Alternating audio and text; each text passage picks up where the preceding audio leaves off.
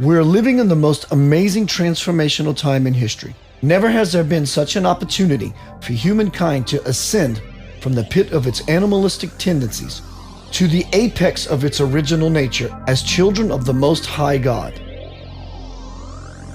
As a young boy, I had an insatiable appetite, an unquenchable curiosity about God, the universe, and my sole purpose for being on the earth. And it's been a lifelong pursuit to curb my hunger for answers to the four simple, basic questions that were gnawing at me.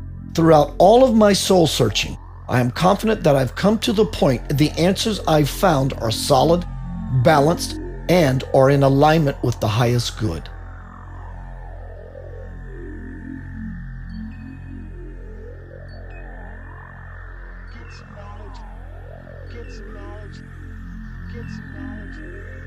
You came from the ocean of divine energy, the universe, the stars. Humankind are the seeds of a loving creator planted on the earth. Our celestial nature and free will allows us to germinate, grow, sprout, and bloom until the season when we are able to unfold unto our highest order.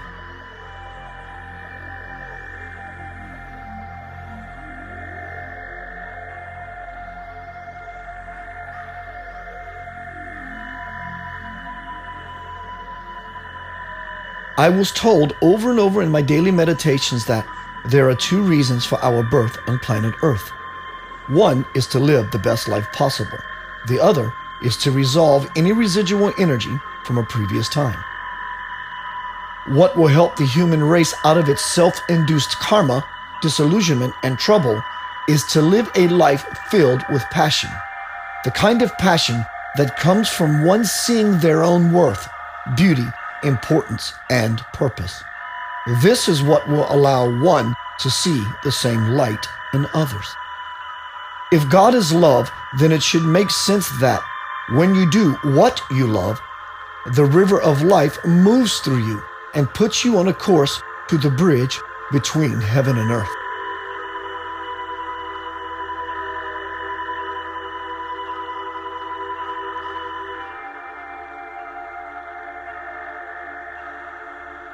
If we came from God and will one day consciously return, who are we now?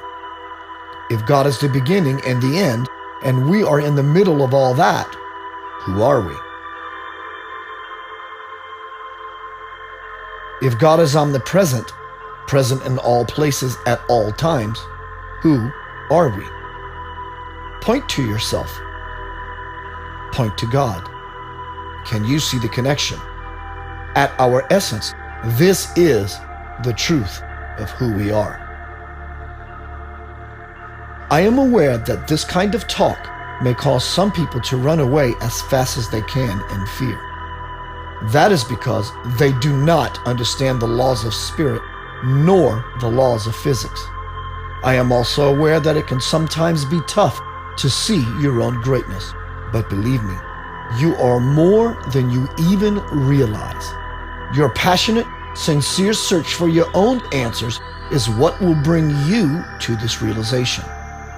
What helped me to reach my epiphany was understanding the simple idea that God is the energy which connects everything together, and if we were separate from that, we could not exist.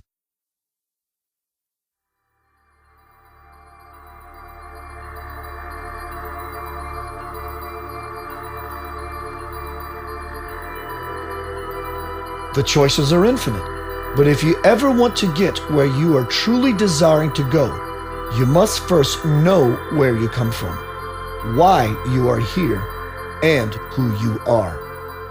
Only then will you be prepared to get where you are going.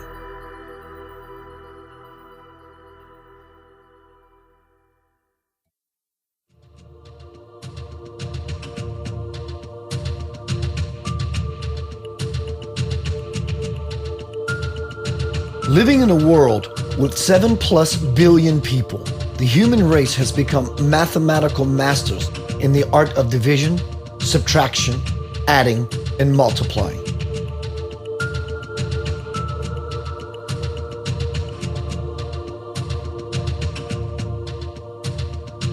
A great and terrible problem has arisen and will continue to bear down on humanity if its collective consciousness continues to divide by class, race, religion, sex, sexual preference, and country.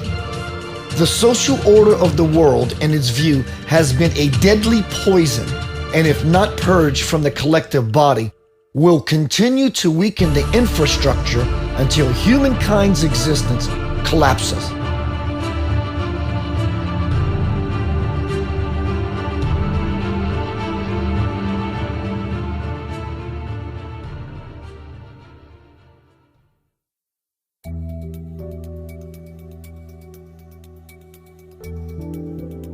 Living in the illusion of them and they has no benefit whatsoever. The idea of being divided by nature is not based in spiritual truth, reality, nor scientific fact. In spirituality, the place where all things connect and originate is called God. Scientifically, it's called the unified field. Using the term unified, or unity rather, is evidence that even the scientific-minded understand the reality of an absolute oneness. Living with the mindset of mine or me, this belongs to me, or I wish I had more of that, is what creates a situation of lack. Jealousy of what others possess in the physical can only bring about more of the unwanted. It is equal to saying that if I can't have what I want, neither should they. This is the perfect recipe for endless failure of ever achieving abundance for the rest of one's life. There is no need to take away anything from anyone when God, or the unified field, is an infinite repository of all that exists and will exist forever.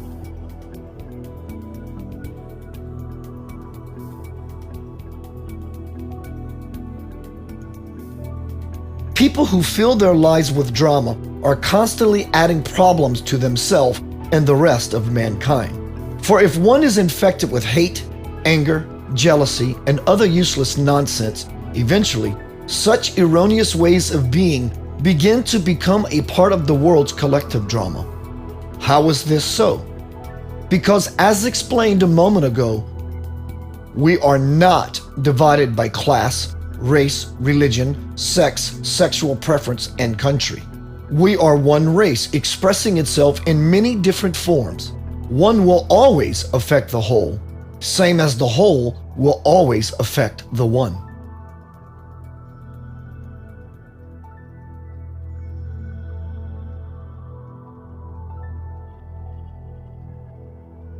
Like rabbits on an assembly line, humans have been produced, pushed out into the world like the hottest new item on the market. Too many have not been taking responsibility for what can happen through the act of intercourse. One should take the inner course to find fulfillment instead of leaning on a system to satisfy one's earthly drive or needs. Division, subtraction, and multiplying.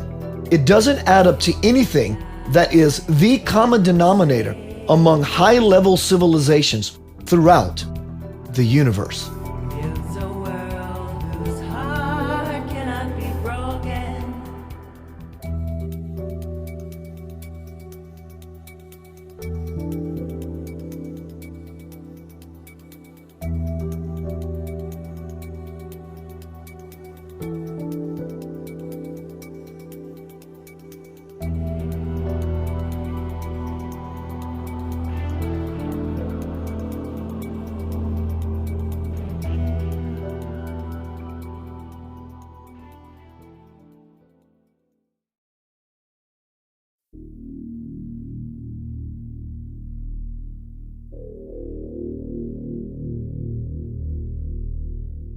It is common knowledge that when astronomers and other scientists look into deep space to study cosmic occurrences, they are witnessing the light from events that actually took place long ago.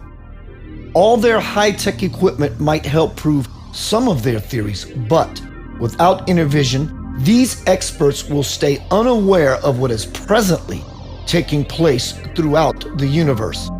As long as they remain in a spiritually myopic state, they will not be able to harness the power that true cosmic knowledge can bring. On the other hand, spiritualists understand that light is the product of a pure, enlightened consciousness, and so they dedicate their lives to achieving just that. The more they develop themselves and begin to consciously connect to the omnipresent spirit, the more they are able to witness the grandeur of the universe here and now. In truth, light is everywhere at all times, or no time, should I say. Just like a hologram, the whole is inherent in every fragment of light throughout the entire cosmos. You might say that God cosmosis is taking place everywhere.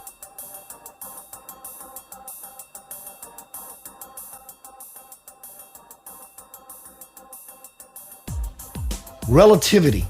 Definition. The quality or state of being relative, something that is relative. The state of being dependent for existence on, determined in nature, value, or quality by relation to something else.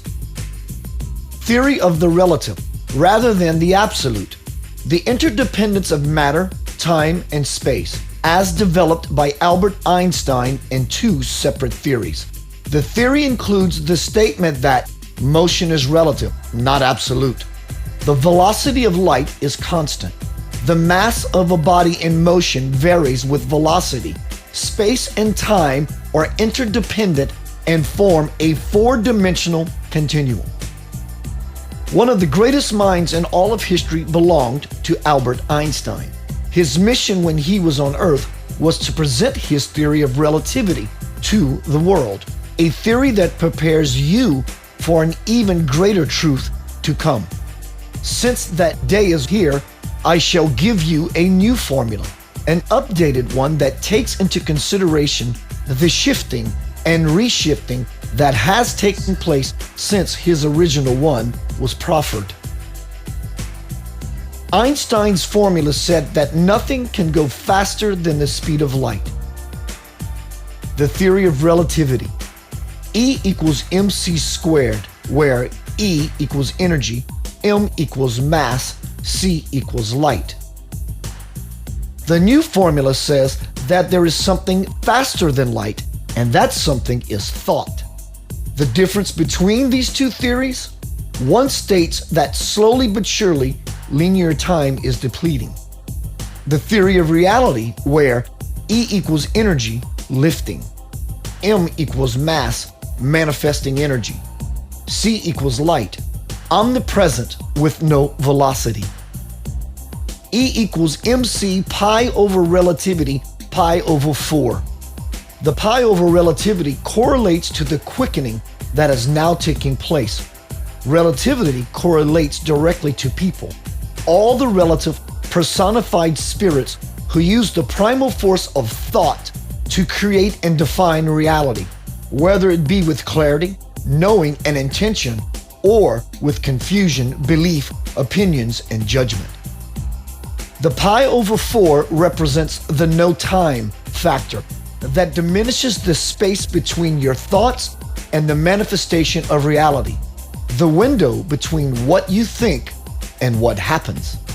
The number 4 in this case is the numerical symbol that signifies the power of the whole that will move within you and permeate your emotional body as intense feeling, thus guaranteeing the manifestation of the self.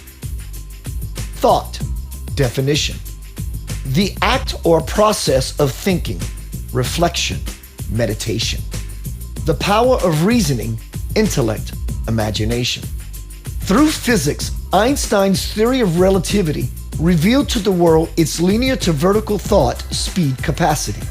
Now, as people become more aware that they are one, that very capacity will change exponentially. Let's talk a little more about math and how it's useful, its intended purpose, and its progression. Before someone is exposed to math's principles, their thought process proceed more or less on a linear level.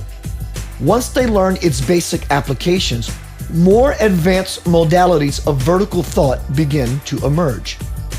Their mental capacity increases as they master algebra, geometry, trigonometry, and calculus.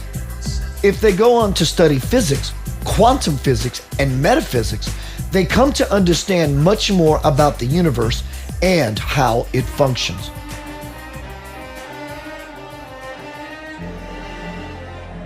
But neither math's formulas nor its numbers are really that important. Math's real value lies in the expansion it brings to the minds of those who master it.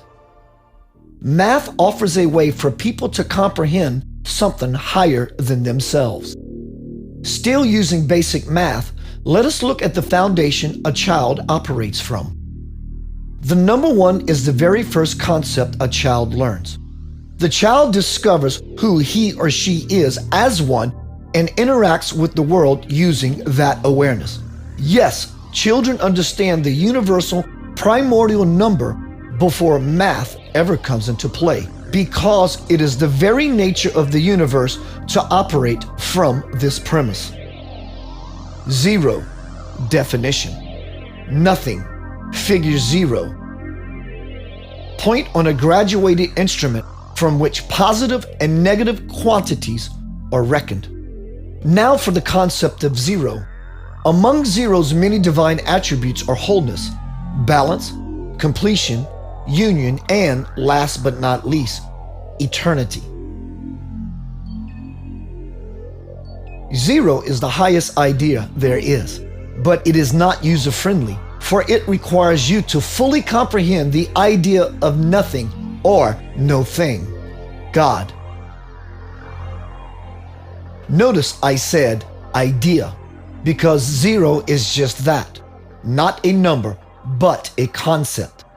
And until a system is in place that enables the collective mind to expand into whole thought, understanding the divine will remain a challenge. As with zero, the number one is a formidable number to realize. If you do not understand the concept of one, trying to comprehend numerical concepts such as millions, billions, and trillions would only be putting the cart before the horse.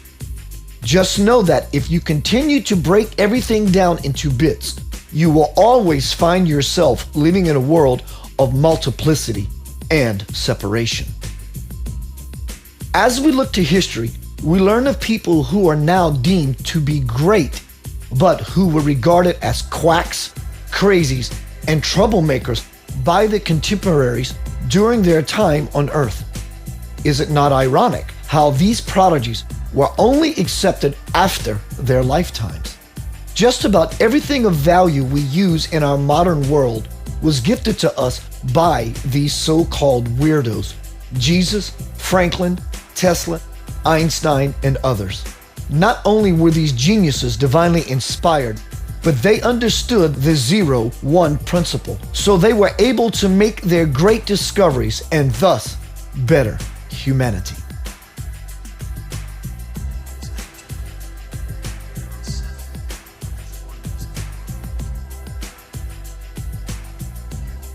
Albert Einstein said, "The most important decision we make is whether we believe we live in a friendly or a hostile universe." What is your answer? For myself, I live in a friendly one.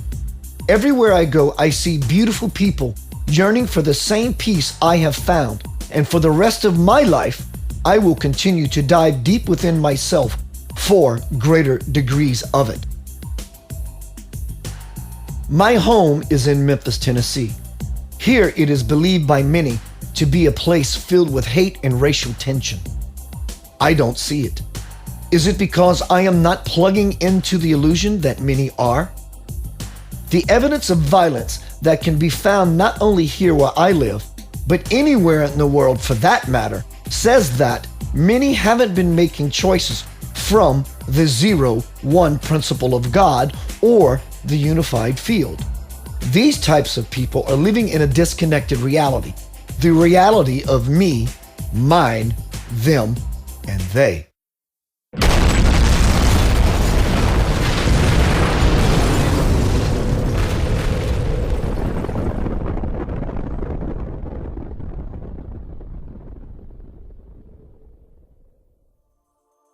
If you look at the cliche of me, myself, and I, you might recognize the me in this saying as what you'd think yourself to be: separate, alone, and detached. With this viewpoint, seeking self-gain is automatic.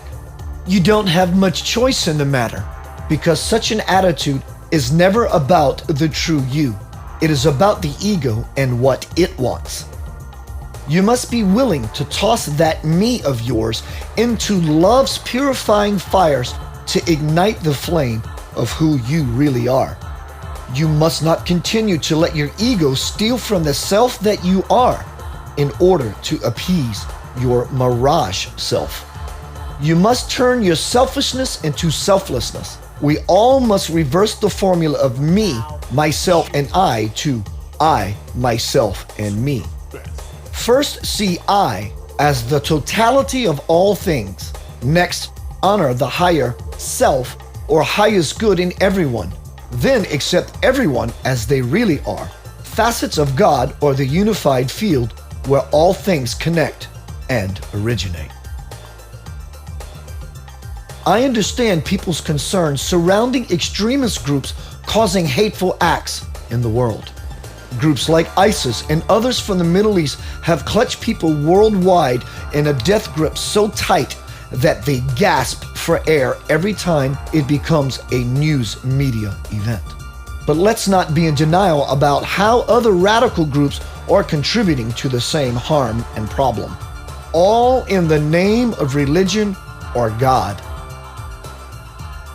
It is undeniable that they share the same mentality. Both have their holy word in one hand, all the while carrying a gun in the other. Can you see the picture being drawn here? If this mirroring view is not realized and continues, as George Santayana stated during his life, those who do not learn history are doomed to repeat it. We must put the illogical mind aside and the guns down. As Pope John Paul II said, the worst of death and horror can never vanquish faith, hope, charity, and simple human decency. We will win with love, not guns. Evil always will devour itself. We all desire peace, but many believe it will come at the cost of others and their beliefs. How would you feel if you were asked to toss what is sacred to you in the trash so that others may feel some liberation? Not so pleasant a feeling, is it? The way is not about the exclusion of this and that, but rather the inclusion of this and that. This in no way implies that we should sit back and do nothing about the radicals from any walk of life who want to invade the peaceful. It means to live a life of openness to what is precious to others, to get out from under the deadly sin of pride that will always bind one's consciousness to ignorance from what others worldwide have to offer through the beauty of diversity.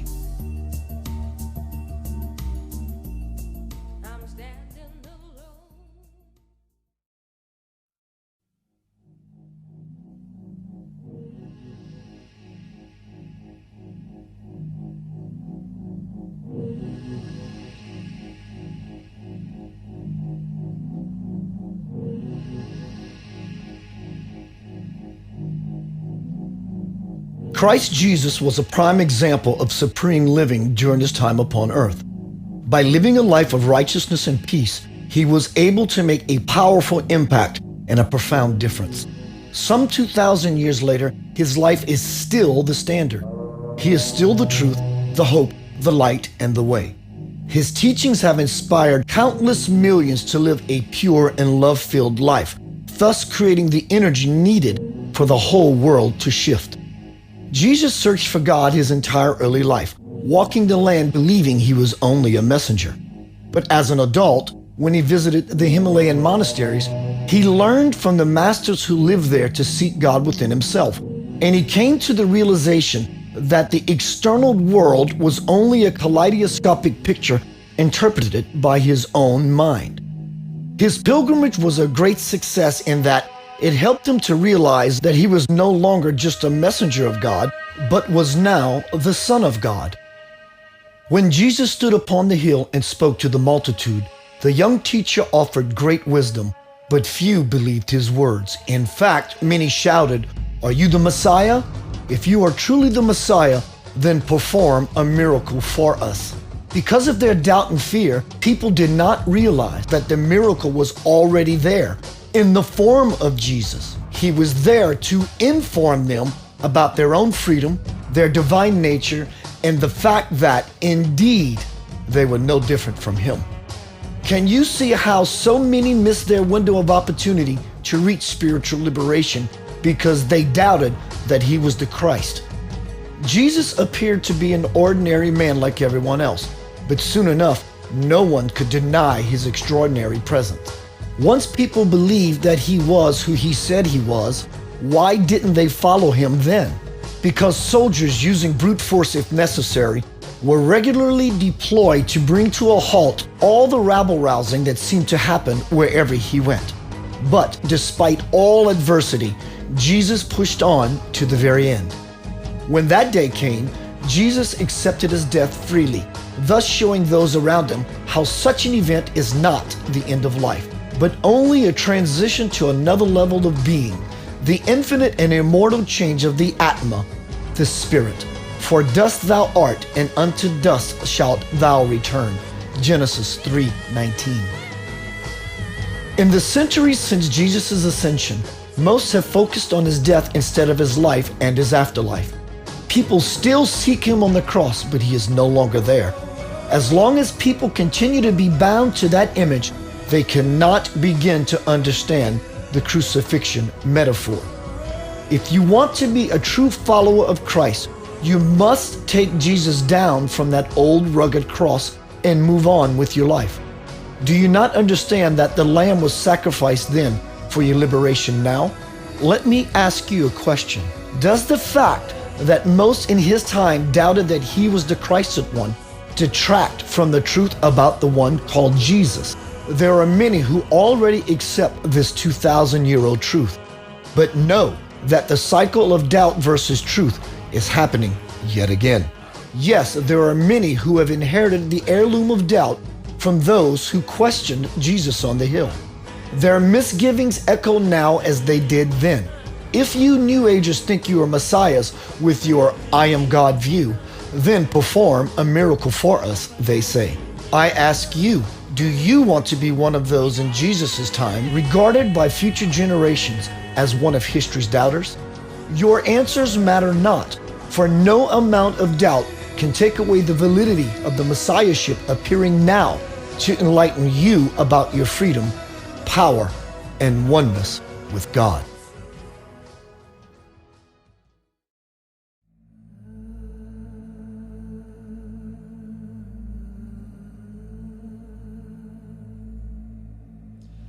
Swami, there's a lot of concern about the violence happening in the world. There are so many people dying, and it seems like it's at an accelerated rate. What is the correct way to see this? Is this mean-spirited people doing horrible things, taking the lives of innocent people early? Or is it karma resolving itself from a previous time? This is a very good question. And today, seeing so much of suffering, violence, war, natural calamities, severe natural calamities like tsunami, earthquake, heavy snowfall, climate change. Every person is worrying and he is thinking about the solution. What is the solution for natural calamities? What is the solution of the violence happening in the world, in every country? In the name of religion, in the name of God, in the name of nation, in the name of this and that, man has become an animal, not animal, a ghost, and doing nuisance and nonsense, and creating the earth a hell. We have to make it a heaven. Lord is thinking, Lord is wanting a gift from us. We are all heirs of the Lord. You asked, what is the main reason for the violence? Think, being educated,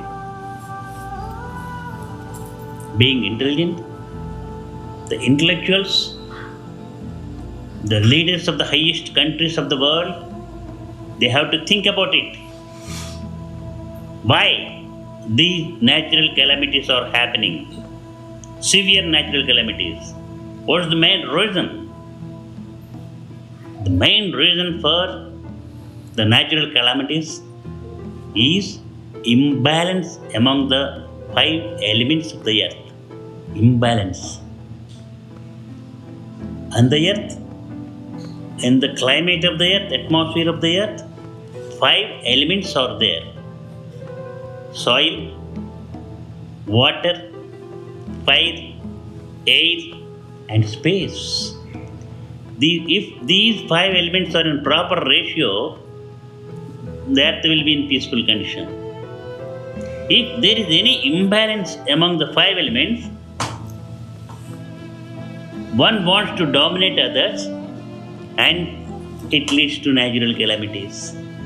Suppose we want air, breeze, smooth, happy, little air breeze, but not hurricane. We want water to satisfy our thirst. For the crops also, cultivation also, we want water. But we don't want tsunami. If the water in the ocean comes like a tsunami, it will create destruction. So, in the same way, all the 5 elements. So, there is a proper ratio and there is a limit. Why we are polluting the 5 elements? We are polluting the soil. We are polluting the water. We are polluting fire, air, space, everything. So it is the main reason for imbalance. We have to think about it. So even Pope also recently, 1 month before or a few days before, had a comet, world comet, earth comet there.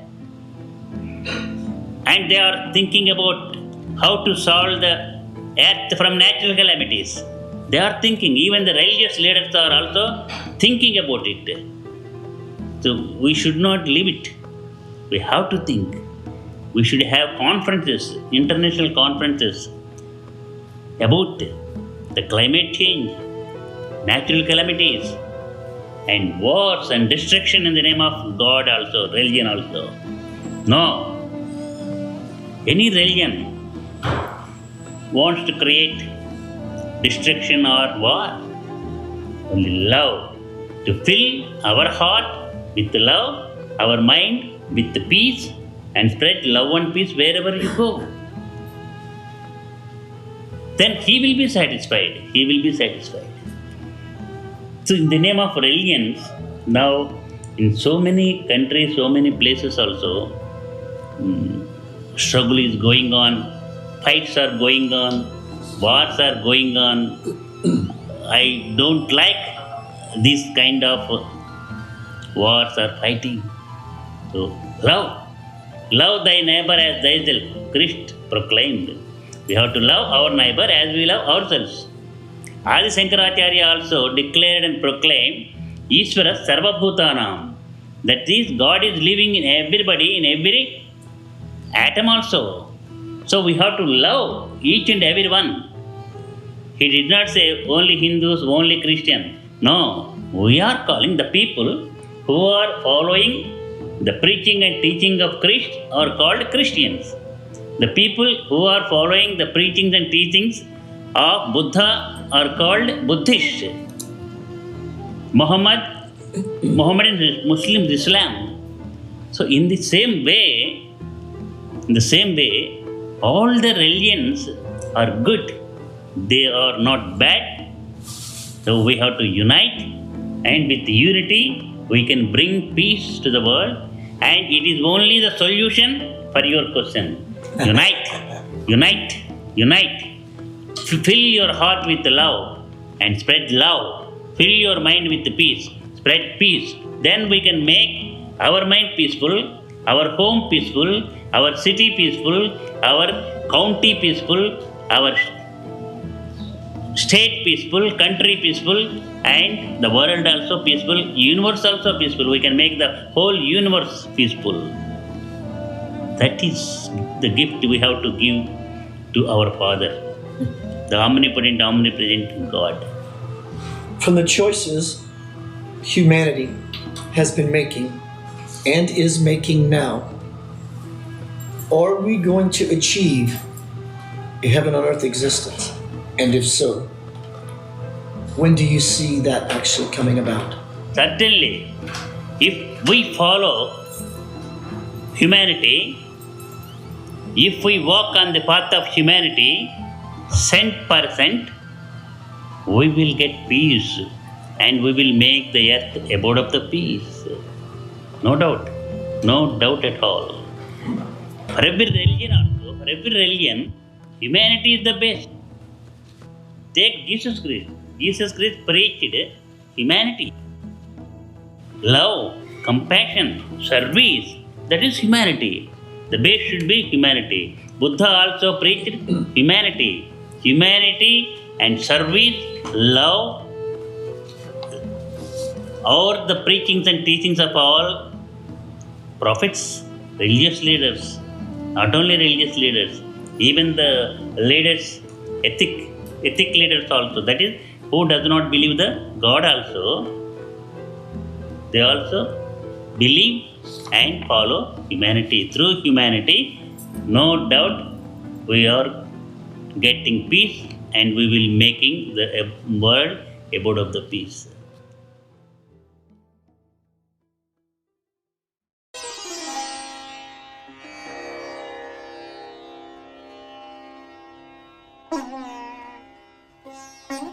I first learned about the presence of this avatar some years ago. After teaching a spiritual class, a friend of mine came up to me and we began to talk about some pictures that donned the wall. There were pictures of Jesus, Buddha, Gandhi, Mother Teresa, and the like. When we were almost done, I asked my friend who was that in the picture last in the lot.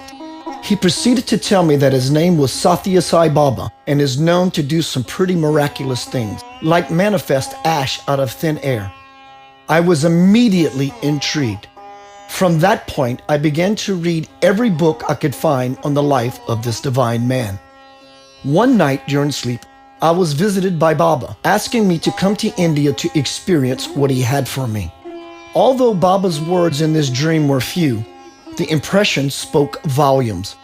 It was a feeling, a knowing, a premonition, a vision. How will I get there? Where will I get the money to be able to go? How do I put all this together? How long should I stay? I asked Baba. Keith, you have to learn to transcend your doubt and disbelief. If you come here just to put your feet on Indian soil only to turn around and go home, this is what you should do, said Baba. I woke up that morning trying to figure out if my experience was meant for me to take literally or not. Back into my head I went. How do I go about making such a journey happen? Where will I get the money to do this? When should I go? How will I get there? Then it dawned on me. If God invited me to come to him, any logic would have no bearing whatsoever, and everything will unfold on its own. All I have to do is be aware of spirit moving and follow the signs that will begin to present themselves. 2 weeks pass as I constantly entertain the possibility that I might go to India and be in the presence of a holy man. Just when I thought my spirits couldn't get any higher, my telephone rang. "Hello?" I answered. "Hi, Keith. My name is Debbie. We have a mutual friend by the name of Nadam. He told me that you were planning a trip to India, but was not sure how you were going to get there. So I felt compelled to call you and help you out," she told me. "What do you mean?" I asked. "Keith, I am a flight attendant, and every year I am given buddy passes for my own personal use. But if I don't use them, I can't carry them over into the next semester. I thought you should have one for your trip to see your holy man," she said. I hit the floor. I cried, and cried with such immense joy that I called everyone I could think of to tell them of the miracle that had just taken place in my life. While I was in India to see Sai Baba, I saw more miracles in the 2 weeks I was there than most people will ever see in a lifetime. I was blessed to see and experience the divinity of this little 5'1" man. To see such a sight is to see grace as if gliding on water when he walked. Miracles upon miracles were not only around me, but happening within me. Creating ash, gold statues, and the spontaneous changing of weather, to name a few of the things that took place on the outside of me. But expansion, conscious elevation, in experiencing the universe is what took place, to name a few, within me. But the greatest miracle was to see people from all over the world: England, Iceland, Germany, France, Italy, China, Japan, Sweden, Russia, New Zealand, Australia, South America, South Africa, from every denomination: Hinduism, Judaism, Muslim, Buddhism, Christianity, and in every kind of profession: monks, clerks, priests, scientists, doctors, lawyers, waiters, truck drivers, government officials, housewives, all there to see the master that called them. Sai Baba incarnated before in the late 1800s in Shirdi, India. Then he was known as Sai Baba of Shirdi. His mission was to bring about secular integration between the Muslims and Hindus. He slept one night in a mosque and another in a temple. He wore the cloth of Muslims and ash on his forehead in the Hindu tradition. Baba achieved unity between these two faiths and brought peace to the region.